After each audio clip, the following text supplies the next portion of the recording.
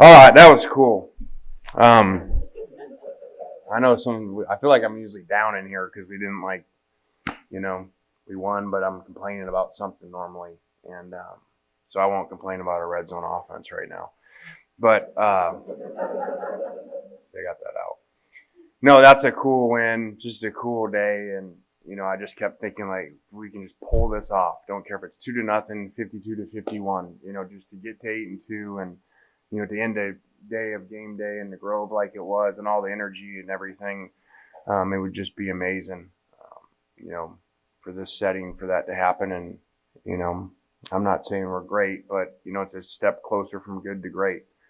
And we know that we can play really good offense when everybody's healthy. We've seen that. Like I say, we've seen that movie.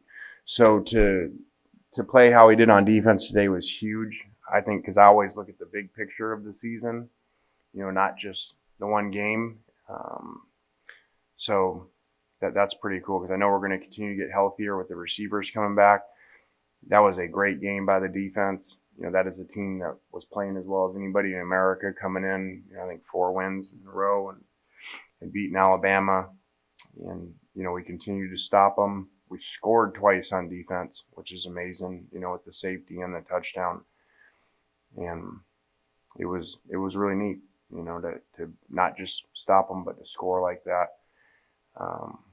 Was really cool.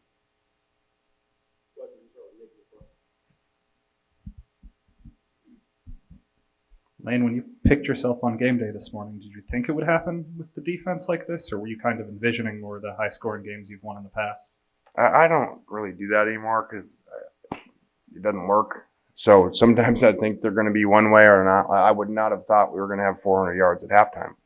That's on pace for 800 yards in the game. So, and I certainly would have thought we'd only have whatever it was, 13, whatever, I can't remember, 13 points or something with 400 yards. So, like I say, every game has its own deal and it's different every week. Whoever you're playing, and you never know. It's hard to predict what's going to happen. So the defense stepped up. I did think that we had some good match, and think about the arguably our best or second best defensive player goes out right at the beginning. So you're going, all right, second half, boy, they're moving, and we just lost our guy that really there's been a very big difference when Springer's in there or not. We've seen that. So guys stepped up. What a awesome play by AJ. And so it was really neat. Until those last 3 or 4 drives, the defense wasn't really winning with sacks and turnovers like it has this year. So what was working? Was it just, I guess, what was working? No explosive plays. I mean, it just felt like everything was in front of us. We felt good knowing they were going to play really slow, and that plays to our favor on defense. We don't have a lot of depth, as we know, and we overplay our players on defense because of that. So guys are, have been in there playing 70, 80 snaps in a game. So, it really helped us a lot by them going slow so our guys could rest. So you didn't have to see like Sam coming out a bunch and things like that. So, I know it may sound strange when we play a team like that, that helps us versus when we're playing Arkansas. And now both sides are going like that. We've seen you use Sistrunk a lot in coverage this year, but how have you seen him grow to the point where he could make those couple of big plays down near the end? That was huge. We were down some guys today. So for him to step up like that, and, we're really having to play a backer instead of playing another DB, like we normally do. So that was really big. He basically took Tysheen Johnson's spot, who was out, and had to move guys around. You mentioned just the importance of today with game day, and you hope to pull it off. But for you, I mean, that head coach usually doesn't have the schedule you have this morning, going on the show twice. Just for you, how was handling all that? Just kind of out of your normal routine. What was all that like for you today? Well, I said it on there. I hadn't thought about it. Chip Kelly texted me before I was going on. He's like, you're the first dual threat coach. There's a long time ago, there was never a dual threat quarterback that could run and pass. So he's like, you're the first one. You're picking, and it's the day that you're playing. So I actually asked him when I went up, has anyone ever done that? And they said no, it hadn't. So I felt kind of cool. I was the first picker, and then I felt like some of my games were going good. Kind of didn't want the Mississippi State game to go like I picked, but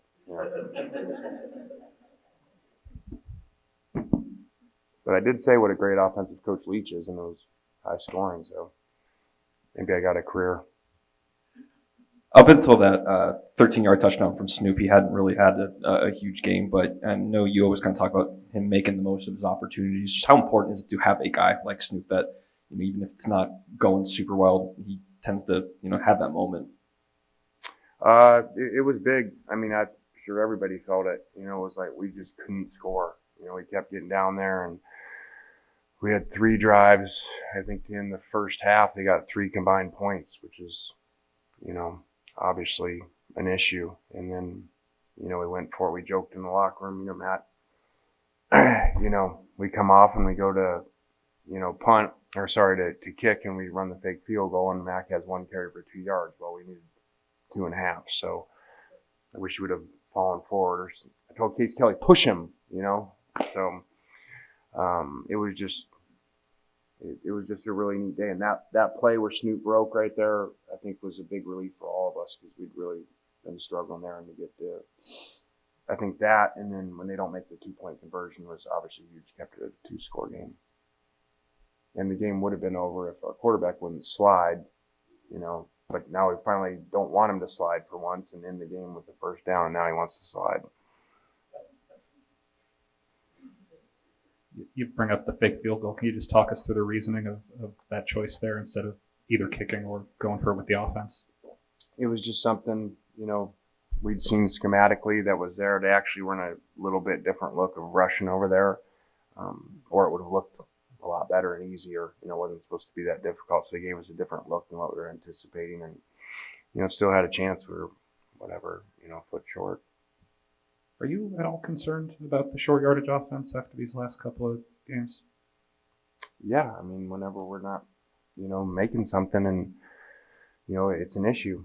And I feel like, when Ben Brown went out, we have struggled at times inside. That was kind of our leader in there, and we've been shuffled. That's 3 games in a row of starting a different guard, trying to figure it out. So.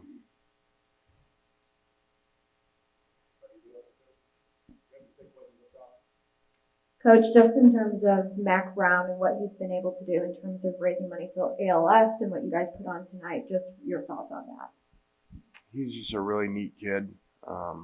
Awesome to be around. Came in hugging him as we walked in, and joking about the fake. And it's just really special for our younger kids to see someone that, takes advantage of his platform like that and utilizes it to help others.